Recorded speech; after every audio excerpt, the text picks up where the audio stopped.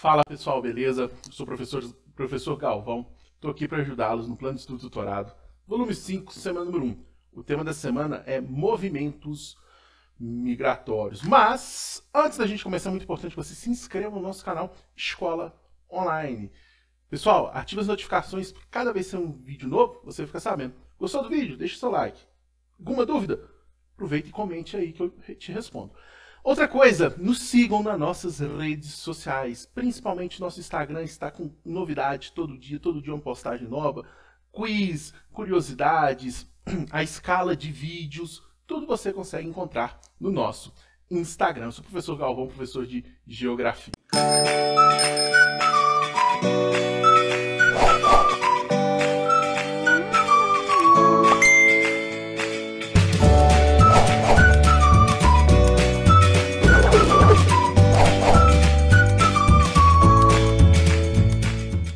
Pessoal, como de costume, vamos começar contextualizando o tema.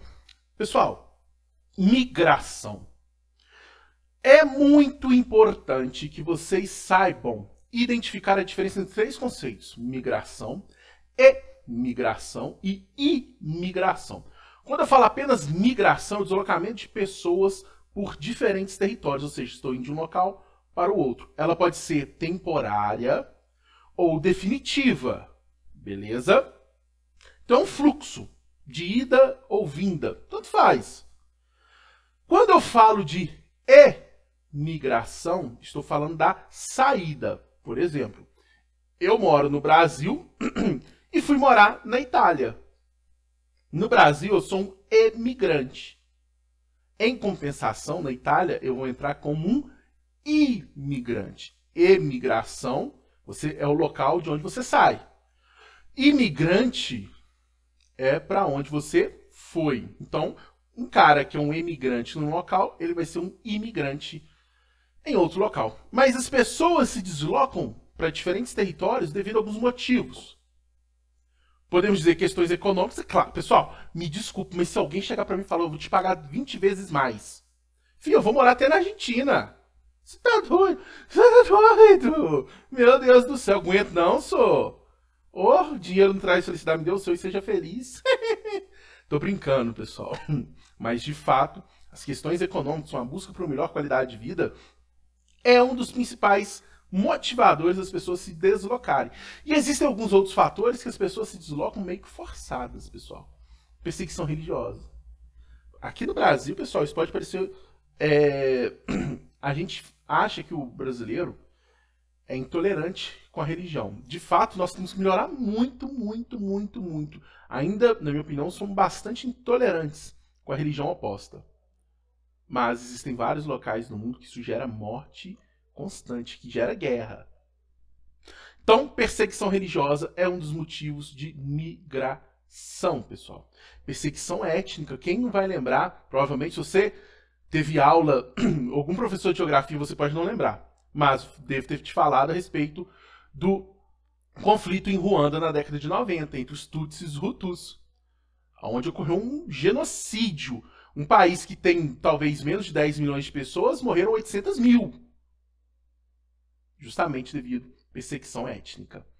Pessoal, perseguição política, instabilidade política. Isso ocorreu muito no Brasil no período militar. Algumas pessoas pediram exílio político em outros países justamente, ou pediram autorização para ir para outros países por se sentirem perseguidas.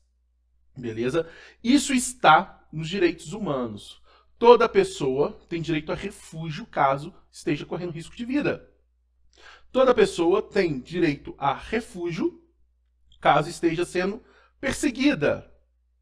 O problema aí está que todo mundo quer ser refugiado num país de primeira. Então isso gera alguns problemas. Por exemplo, a Europa recebe muitos refugiados. Então, normalmente existem problemas burocráticos, mas perante os direitos humanos, todos nós temos esse direito. E os desastres naturais, um exemplo claro que nós temos, vinculado a outros fatores, é o Haiti, pessoal, onde teve um terremoto muito forte, 2009 para 2010, não lembro agora se foi janeiro de 2010 ou dezembro de 2009, que o país já passava por um momento muito delicado e fez com que um grande fluxo de pessoas saísse do país, inclusive indo em direção ao Brasil. Pessoal, então nós temos diferentes tipos de migração. a migração externa, ou seja, migração internacional, de um país para outro. A migração interna é quando ocorre entre a pessoa se desloca dentro do mesmo país. Por exemplo, ocorreu muito no Brasil na década de 60, 50, o fluxo de pessoas saindo do Nordeste vindo em direção à região Sudeste. Ok? Migração sazonal ou temporária. A pessoa sai do seu local de origem por um tempo, ela vai embora, ela trabalha ou fica em algum lugar por alguns meses, mas volta para o seu local de origem. Então, uma migração sazonal. Muito comum com os chamados boias frias. Migração permanente. Estou indo para ficar. Estou mudando de fato. Migração pendular, pessoal. Você vai e volta todo dia. Isso ocorre muito em grandes cidades, onde as pessoas moram nas cidades satélites da região metropolitana e trabalha, por exemplo, na metrópole ou na cidade central. Então, ela sai de casa, vai para o trabalho. Do trabalho e volta para a cidade de sua casa. Da cidade de sua casa, vai para a metrópole. Como se fosse um pêndulo daqueles relógios antigos, pessoal. Migração espontânea é quando a pessoa vai por conta própria. Migração forçada é quando a pessoa vai sem o seu interesse. Ela vai por não ter alternativa. Observem que existem conceitos que não impedem você caracterizar mais de um tipo de imigração. Por exemplo, uma migração externa pode ser forçada. Nada impede. Beleza? Migração interregional, entre diferentes estados, por exemplo, entre diferentes regiões, mas dentro do mesmo território.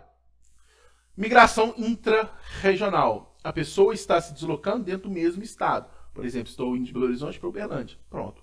Intra-regional. Ok? A transumância, pessoal. A transumância é caracterizada por você migrar, e era muito comum, principalmente com rebanhos. Por exemplo, no inverno, fica mais frio, você vai para o rebanho para um local mais baixo. No verão, está quente, você sobe a montanha com o seu rebanho. Ou seja, você migra de acordo com as condições naturais daquele momento. Êxodo rural, fluxo de pessoas saindo do campo em direção à cidade. Êxodo urbano, o inverso, pessoas saindo da cidade em direção ao campo. Nomadismo, pessoal. Nomadismo é muito comum em cultura, nos homens primitivos. Hoje é muito raro de ocorrer. Eles vão vagando pelos territórios em busca de recursos, pessoal.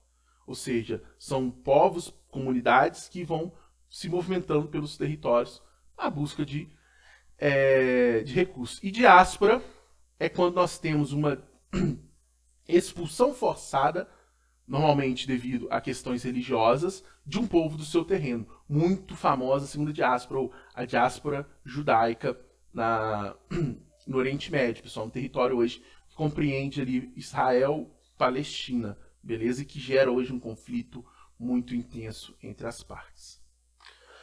Então vamos para o que interessa, as atividades 1 and 2, ok? Everybody, todo mundo prestando atenção em mim. 1. Como podemos definir migração, pessoal? Migração, pessoal, é o deslocamento de pessoas, seja de forma espontânea, seja de forma forçada, seja temporário, seja para sempre. Podendo ser entre cidades, estados, países, isso é migração, esse deslocamento. Uma viagem não caracteriza uma migração, porque você está indo ali uma vez só para passear mesmo. Agora, quando você é obrigado a sempre fazer ir e voltar, como é o caso da migração de retorno, nós já caracterizamos como migração. Question 2. Para quem não sabe, 2 significa 2. Diferencia os conceitos de migrantes, semigrantes e imigrantes. A minha pronúncia parece igual, né? Migrante. É tipo mineiro. Você é migrante, sou? É migrante e imigrante. Pessoal, migrantes são aqueles que apenas se deslocam no território. Eles podem estar entrando, saindo, mas é mais um fluxo, né? De um local para o outro. É só os fluxos migratórios. Quando nós falamos dos emigrantes, são aqueles que estão saindo de um território em direção a outro. E esses emigrantes em um local, eles vão se tornar imigrantes em outros. Por quê? Porque ele vai para algum lugar. Então, o local onde se chega, nós chamamos de imigrante. O local de onde o sujeito saiu, ele é um emigrante. Uma dica. Só com o tio Galvão. Eu sou o tio Galvão, apesar de não ser tio de ninguém. Eu acho que não sou. Nunca se sabe. Vai saber, né? Eu vou dar uma dica. Lembra de exportar e importar. Exportação é quando você vende um produto para fora, ou seja, o produto está saindo emigrante, ele está saindo. O produto importado, um produto que veio de fora, chegou até você. Ou seja, o imigrante é quem chega em determinado local. Existe uma outra teoria que alguns alunos perversos meus criaram. Eles colocaram. É só você lembrar assim, ó, imigrante é o cara que tá indo embora, né? Você fala, ei, tá indo embora. O imigrante é o cara que tá chegando, você, ih, chegou. Ei, você comemora. Ih, você não comemora. Quando a pessoa chega às vezes, beleza? Isso daí são alunos meus que criaram essa teoria aí. Pessoal, o importante é vocês compreenderem e justamente ver qual é a forma mais fácil de você lembrar, beleza? Question 3 and 4. Everybody, todos vocês prestando atenção.